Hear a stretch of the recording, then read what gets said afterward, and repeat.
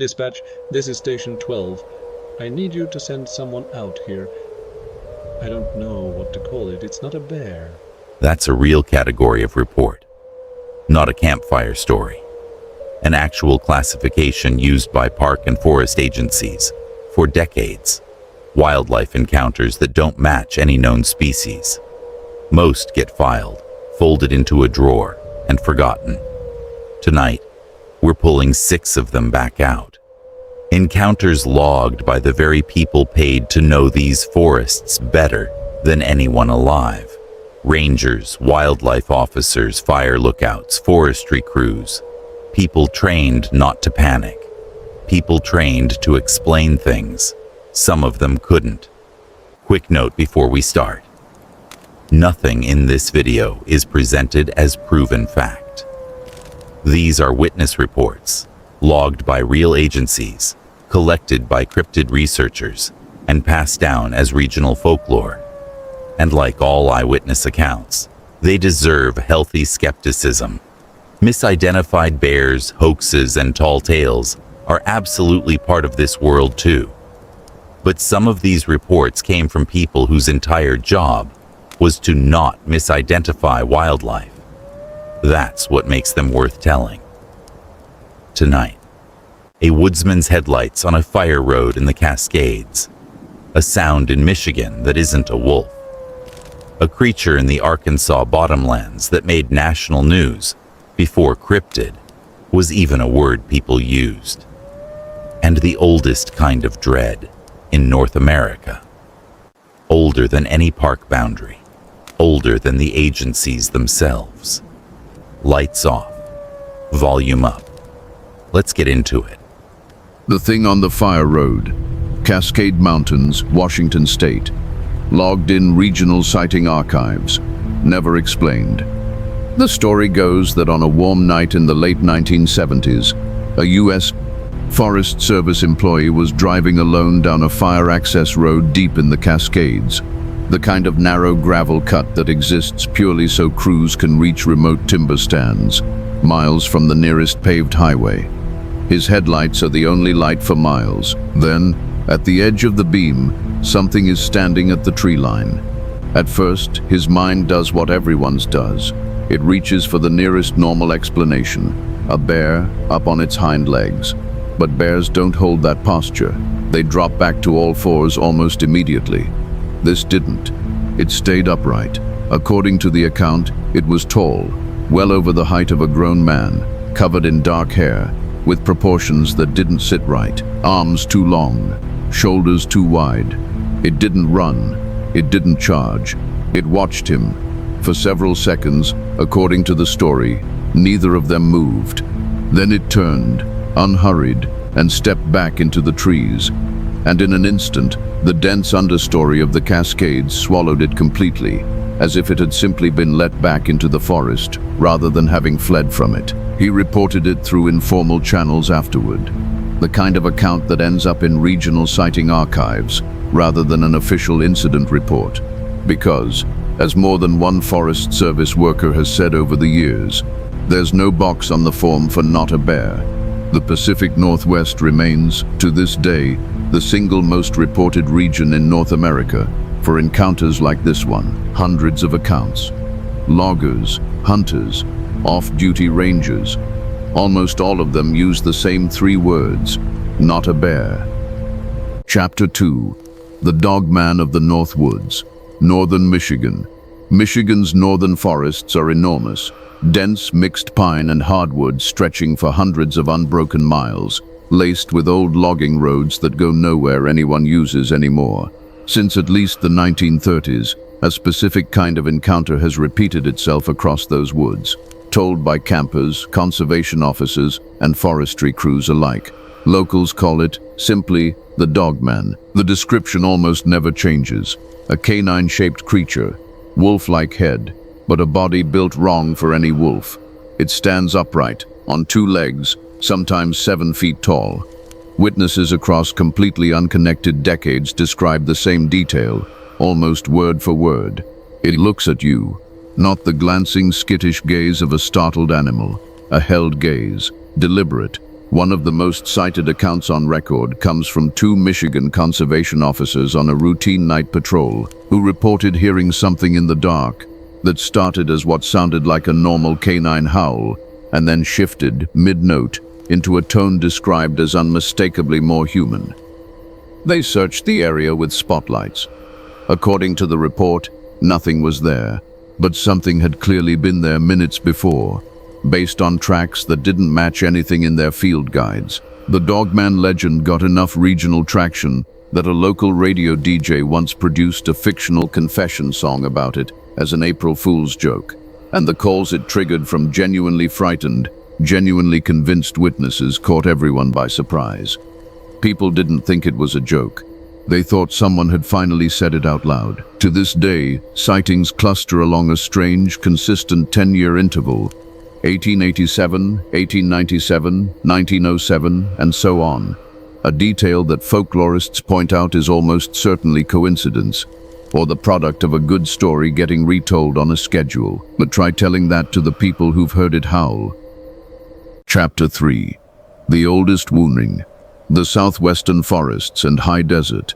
Before there were park rangers, before there were fire roads or trail markers, the forests and high desert of the American Southwest already had their own deep, old traditions about things that move through the wilderness at night, figures that can take on unnatural shapes associated with malevolent intent. Among the Navajo and several neighboring southwestern nations, this figure is part of a body of belief that carries real cultural and spiritual weight. Not campfire entertainment, but something many community members consider serious, private, and in some cases actively dangerous to discuss carelessly or with strangers. So we're going to do something a little different for this chapter. We're not going to reenact it, dramatize it, or describe it in detail. That's a deliberate choice, out of respect for the people whose belief system it actually belongs to. What we can say is this: the legend has existed for generations, long predates the National Park Service or Forest Service by centuries, and modern rangers and land managers working reservation-adjacent lands in the Southwest have, on occasion, described nights on patrol that left them deeply unsettled, sounds that didn't track to any animal, a felt sense of being watched that didn't go away. Even after wildlife cameras turned up nothing. Whatever is or isn't out there, this much is true. This region's respect for its own darkness didn't start with a YouTube video, and it isn't going to end with one either. Let's head south and east, to a swamp that made this kind of story mainstream in America for the very first time. Everything we've covered so far has been word of mouth, regional, passed hand to hand. The next one wasn't. The next one made the front page. It got a movie. It got a police file with an actual officer's name attached to it. And it happened in a town so small, most Americans had never heard of it, until this thing walked out of the woods and right up to somebody's front porch. The Folk Monster, Boggy Creek, Folk, Arkansas. In the early 1970s, in the tiny town of Folk, Arkansas, population a few hundred people, a string of encounters began piling up around the dense bottomland forest and creek swamps just outside town. Residents described a tall, broad-shouldered, hair-covered creature moving through the underbrush near their homes at night. Not glimpsed once, glimpsed repeatedly by different families over a period of months. One incident became locally infamous. A family reported the creature attempting to reach through a window screen into their home at night, terrifying them badly enough that a local law enforcement officer was called out to investigate the scene directly. Scratch marks, broken screening, a story consistent enough, and a family credible enough that it wasn't dismissed outright by the officer who responded. Word spread through the county fast. Search parties were organized. Armed residents patrolled the roads at night. National news picked up the story, and by 1972 it had become the basis for a regional docudrama film, one that at the time was genuinely one of the highest-grossing independent films in the country, built almost entirely on local witness interviews and reenactments of what people said they saw. Sightings around Folk and the surrounding forest continued sporadically for decades afterward. To this day, Wildlife officers and hunters in the area occasionally report large, upright silhouettes moving through the bottomland at dusk. Always at the edge of visibility, always gone by the time a light is raised. Skeptics point out the obvious: swamp gas, misidentified black bears standing on hind legs, and a small town that discovered, almost overnight, what tourism dollars a monster could bring in. But ask anyone from Phuket today, and most of them will tell you the same thing without blinking. Something was out there, and some nights, they think it still is. Chapter 5. The Glowing-Eyed Children of the Dunes. Lake Michigan Shoreline Forests. Along the wooded dune country of Lake Michigan's shoreline, a much stranger, much more unsettling regional legend has persisted for generations, one that locals call, uncomfortably, the Melonheads. The story, as it's usually told, ties back to an old, mostly forgotten research facility said to have operated in the area decades ago, where, according to the legend, not confirmed record, a small number of children with severe hydrocephalus were kept for study. The legend claims the facility closed under murky circumstances and that the children were never accounted for. What's fact and what's folklore blurs completely at this point, and researchers who've tried to trace an actual historical facility matching the story have mostly come up empty. But the sightings that grew out of the legend are very real, very persistent, and continue today. Hikers, hunters, and forestry workers in the dune forests reporting small, pale, oddly proportioned figures at the tree line, usually at dusk, usually gone the instant a flashlight is raised toward them. Local conservation staff, when asked about it, tend to give the same tired, careful answer every small-town park employee eventually learns to give about their own local legend. I've never seen anything myself, but I've had enough visitors describe the exact same thing independently for me to stop assuming they're all lying. The files that don't close, a pattern across every region. Step back from any single story, and a strange consistency starts to emerge across all of them, regardless of region. The witnesses are disproportionately people trained to identify wildlife for a living: rangers, wardens, forestry crews, wildlife officers. Not thrill-seekers looking for a story. The encounters cluster at dusk or full dark, in dense, mature forest, often near water, and almost every account, whatever the creature, ends the same way.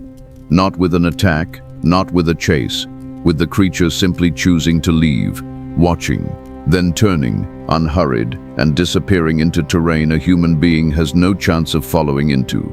Skeptics have reasonable, grounded explanations for almost every category here. Bears on their hind legs account for a huge share of upright creature reports. Mange-afflicted canines explain a number of Dogman sightings, and isolated communities are extremely good at keeping a profitable local legend alive. But reasonable explanation and fully explained aren't the same thing. And the agencies whose job is literally to know these forests better than anyone on Earth keep quietly logging reports they can't check the box for. So that's 6 regions, 6 creatures, 6 decades of people whose entire profession is knowing what belongs in the woods, telling you, on the record or off it, that something out there didn't. Maybe it's all bears, hoaxes, and small towns protecting a good story.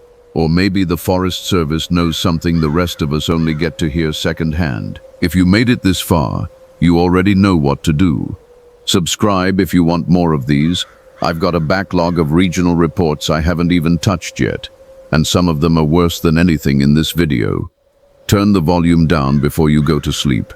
And if you're ever driving a back road at night, and something's standing at the tree line, don't stop to look twice.